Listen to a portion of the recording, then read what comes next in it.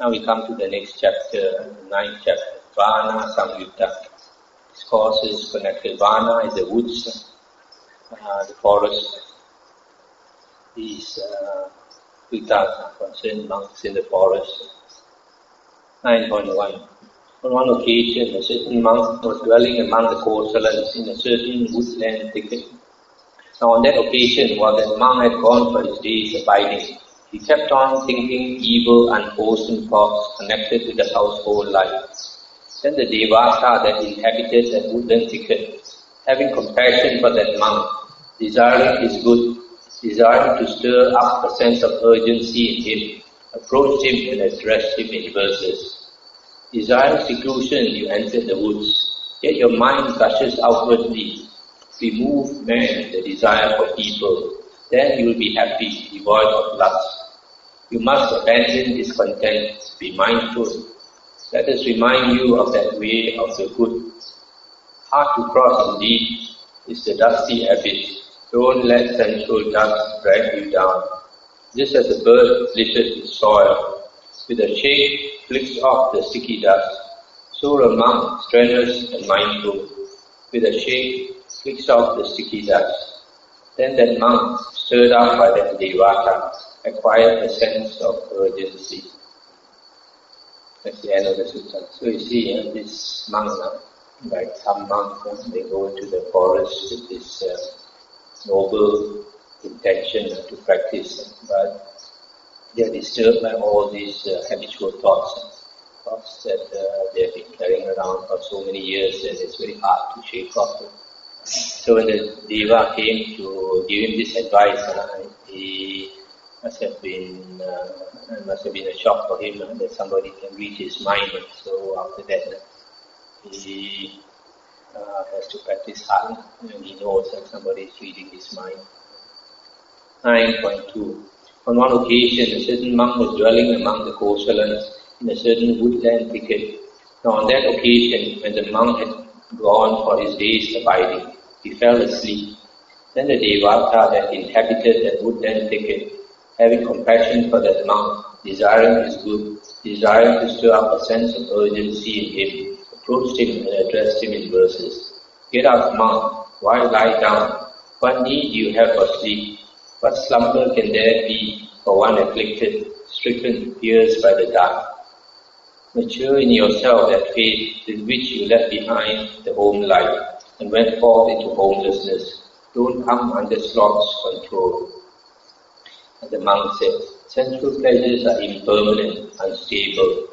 Though the dullard is enthralled with them, when he is free, detached among those bound, why trouble one gone forth? When by the removal of desire and lust and the transcendence of ignorance, that knowledge has been cleansed, why trouble one gone forth? When by breaking ignorance with knowledge and by destruction of the chains of asavas, he is sorrowless, beyond despair, why trouble one gone forth? When he is energetic and resolute, always firm in his exertion, aspiring to attain Nibbana, why trouble one gone forth? That's the end of the sutta. So here, I'm not sure whether this monk is already an arahant or not. But if he is an arahant, if he takes a rest, then he still has sati, because arahant has sati, recollection 24 hours a day. It could be that he is already an arahant, so he will find his way to the Devata. Or it could be that he is practicing very hard, although he has not become an arahant. He is practicing very hard, but maybe he just fell asleep, so that's why he told the Deva, why trouble me? He is energetic and resolute, always firm in his exertion. So that is one of the reasons why monks like to go to forest areas or to secluded areas to practice, because when you are alone there, you seem to be alone, but actually there's a lot of spirits around us. So if you are lazy, something will come and disturb you. So even though you are alone, you always sense that their eye is looking at you. So you cannot be lazy. especially like sleeping in resting in the cemeteries. 9.3. On one occasion, the venerable Kassapa Gota was dwelling among the Kosalans in a certain woodland thicket. On that occasion, when he had gone for his day's abiding, the venerable Kassapa Gota exhorted a certain hunter, that means advised a certain hunter. Then the Devata that inhabited the woodland thicket, having compassion for the venerable Kassapa Gota, desiring his good, desiring to stir up a sense of urgency in him, approached him and addressed him in verses. The monk strikes me as a dolt, a fool, who out of season exhorts a hunter, roaming in the rugged mountains, with little wisdom, devoid of sense. He listens, but does not understand. He looks, but does not see. Though the Dhamma is being spoken, the fool does not grasp the meaning. Even if you would bring 10 lamps into his presence, Kassapa, still he would not see forms, for he does not have eyes to see. Then the venerable Kassapa Gota, stirred up by the Devata, acquired a sense of urgency. It's the end of the sutta.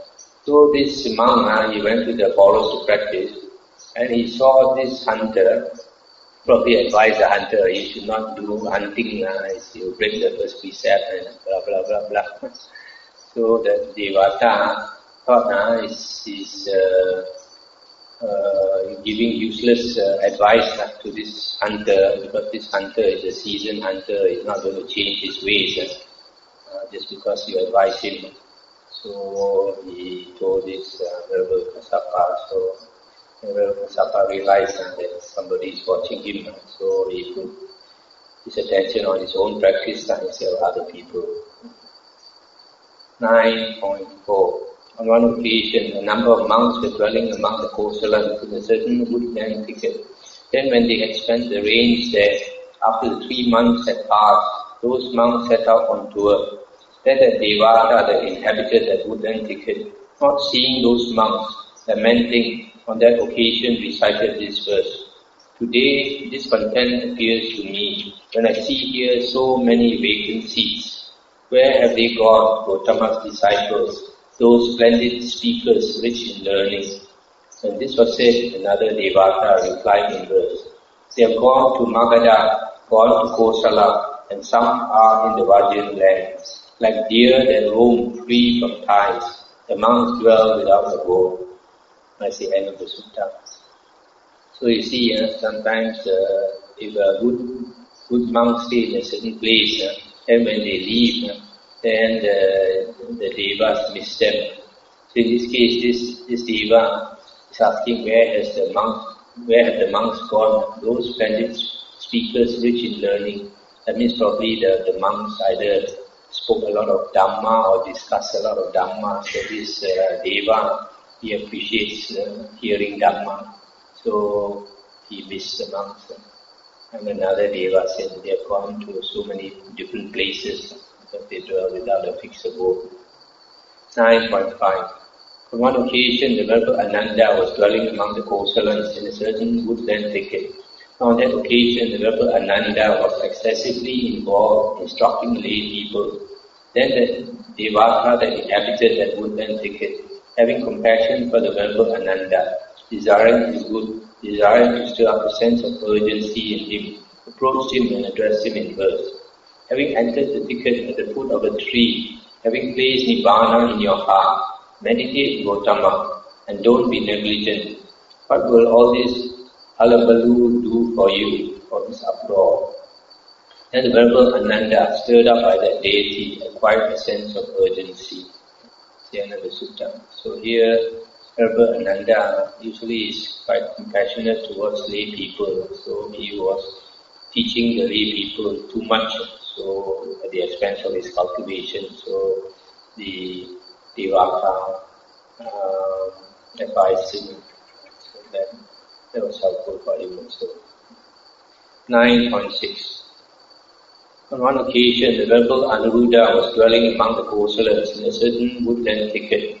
Then a certain Devata of the Tavatimsa coast, named Jalini, a former consort of the venerable Anuruddha, approached him and addressed him in verse. I'll stop here for a moment now. This venerable Anuruddha was one of the Arahants with great psychic power. He could see 1,000 whole world systems like in the palm of his hand. His mind has expanded so much that he could see 1,000 worlds in the palm of his hand. So here, his former wife from the heaven of the 33 devas, Tavatimsa heaven, that means the second heaven above the second heaven in the sensual desire realm. So the former wife, however, Anuruddha came to see him and addressed him in verse. Direct your mind there to that realm where you dwelt in the past among the Tavatimsa devas, for whom all desires are fulfilled. You will shine forth highly honored, surrounded by celestial maidens. Stop here for a while. So here you see the former wife is telling him to direct his mind to the Tavatimsa heaven. Why? Because if he directs his mind to the Tavatimsa heaven, constantly thinks of the Tavatimsa heaven, then it's likely that he will be reborn there again. This is what the wife wanted.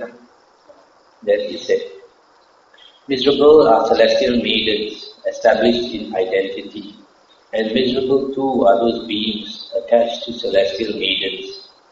And the Devi said, they do not know bliss who have not seen Nandana, the abode of the glorious male devas, belonging to the host of 30. This Nandana is the Nandana grove where the devas enjoy sensual pleasures. And Venerable Anuruddha said, don't you know, you fool, that maxim of the Arahants, impermanent are all formations, their nature is to arise and cease. Having arisen, they cease. Their appeasement is blissful. This is one of the chants we just did just now.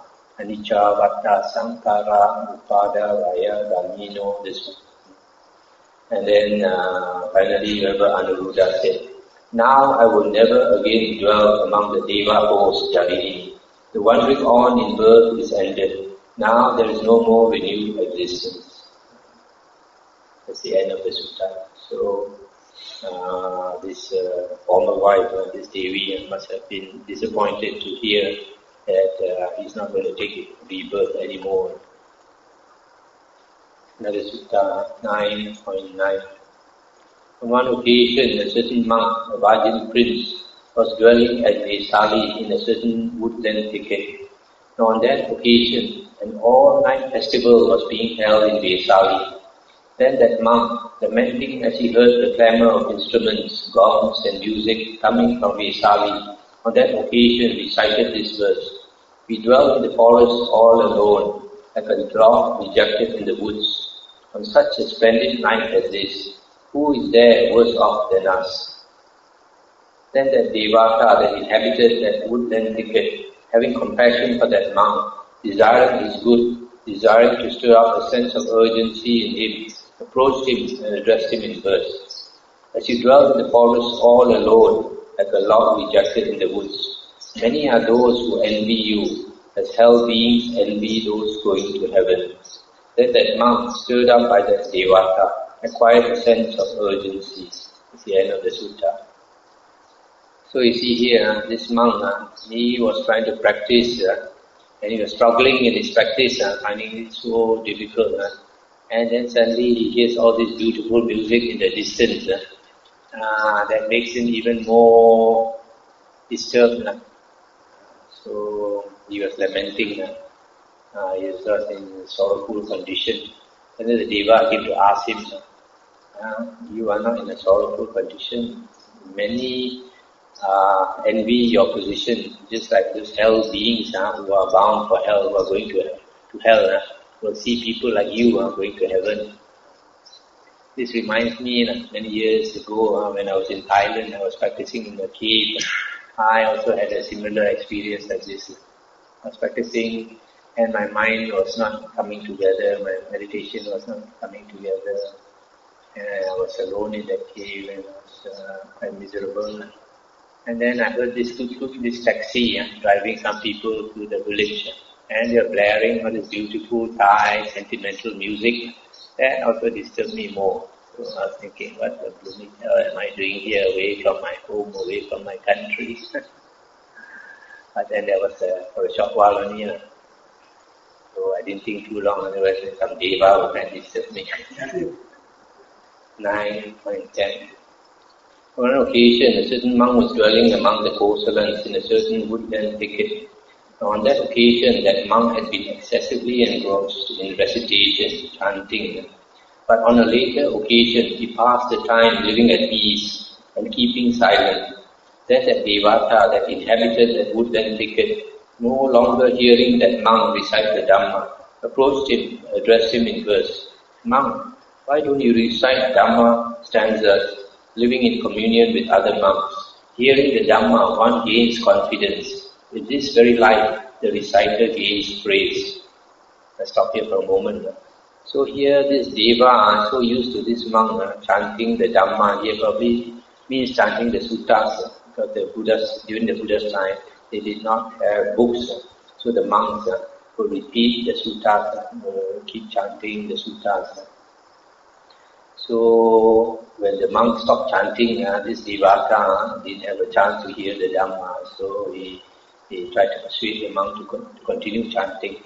And the monk said, "In the past, I was fond of Dhamma stanzas, so long as I had not achieved this passion. But from the time I achieved this passion, I dwell in what the good men call the laying down by final knowledge of whatever is seen, heard, or sensed." This is the end of the sutta. So here, this monk became an arahant. So when he became an arahant, he says he has put down all that is seen, heard, and sensed, and no more attached to whatever is seen, whatever is heard, whatever is sensed. So that is why it was no more interested in chanting. An arahant constantly dwells in his mind, goes inwards, no more interested in outside. 9.11. On one occasion, a certain monk was dwelling among the Kosalans in a certain woodland thicket.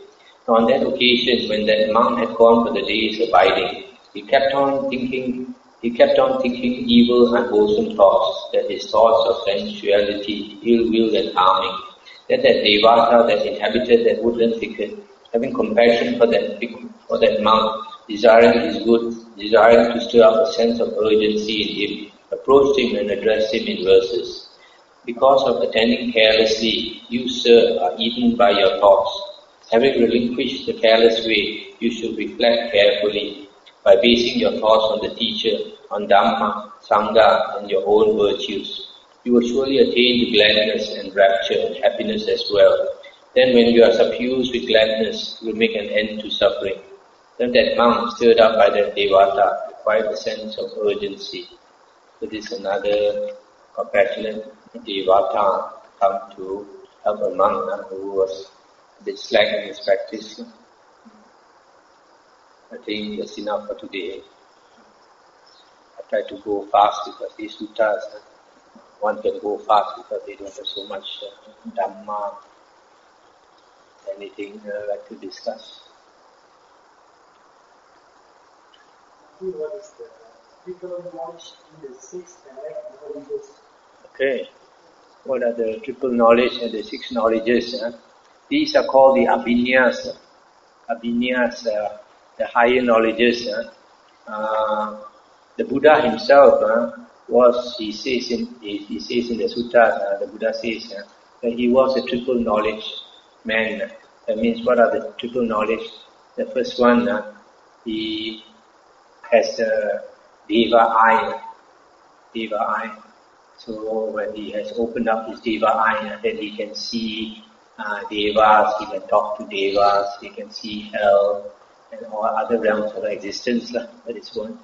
Then another one is recollection of past life.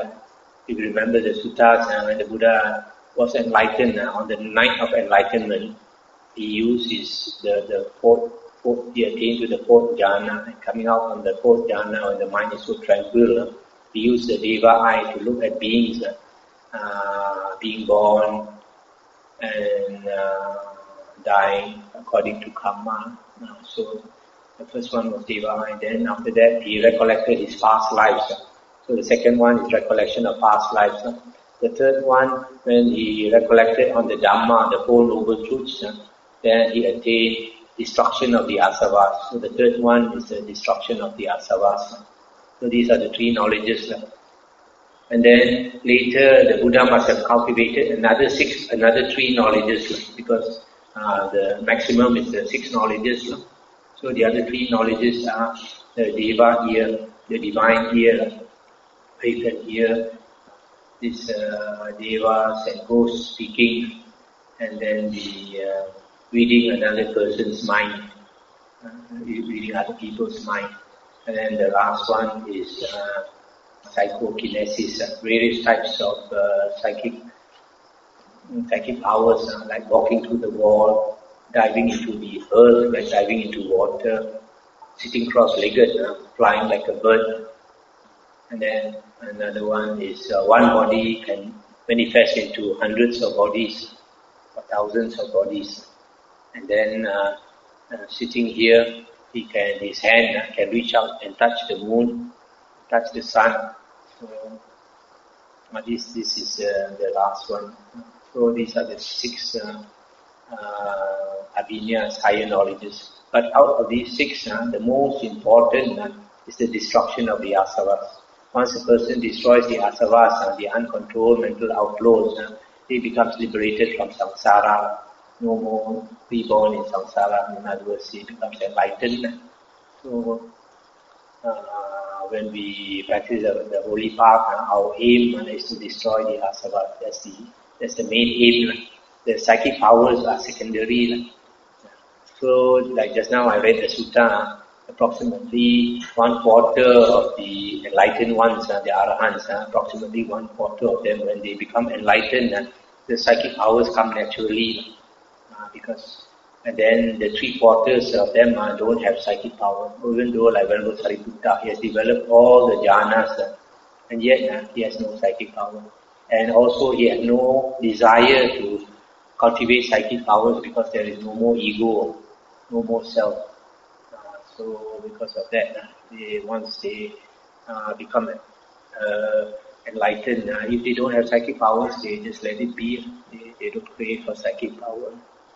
So these are the 6 knowledges. So all arahants would have at least one of the knowledge, which is the destruction of the asavas. What is the liberation by both ways, liberated in both ways, and while the rest are liberated by wisdom? This liberated both ways is also liberated by mind. Arahants are liberated 2 ways, either liberated by wisdom or liberated by mind. If you read my book, it is mentioned there. I think Samatha and Vipassana, my book, is mentioned. This liberated by mind is also known as 2 ways liberated. Liberated by mind means liberated by mind as well as liberated by wisdom, whereas the other one is only liberated by wisdom. And from studying the suttas and the Vinaya books, it is most probably those who are liberated by mind or 2 ways liberated, they attain liberation during meditation. During meditation, when they enter into jhana, and then when they come out of jhana, and they use their jhana or their psychic powers, like the Buddha. The Buddha is liberated by mind, because he attained the jhanas, and after that he used psychic power to see living beings dying and taking rebirth, dying again. Then after that, he used his psychic power to look into his past lives, and then he remembered all the Dhamma he learned before. And then on the 3rd watch of the night, he contemplated on the 4 Noble Truths and attained liberation. So because he was using meditation, using jhana, so that arahant, when he's liberated, under those conditions, is called liberated by mind. That means he's using the force of his mind. Whereas people like Venerable Sariputta are called liberated by wisdom.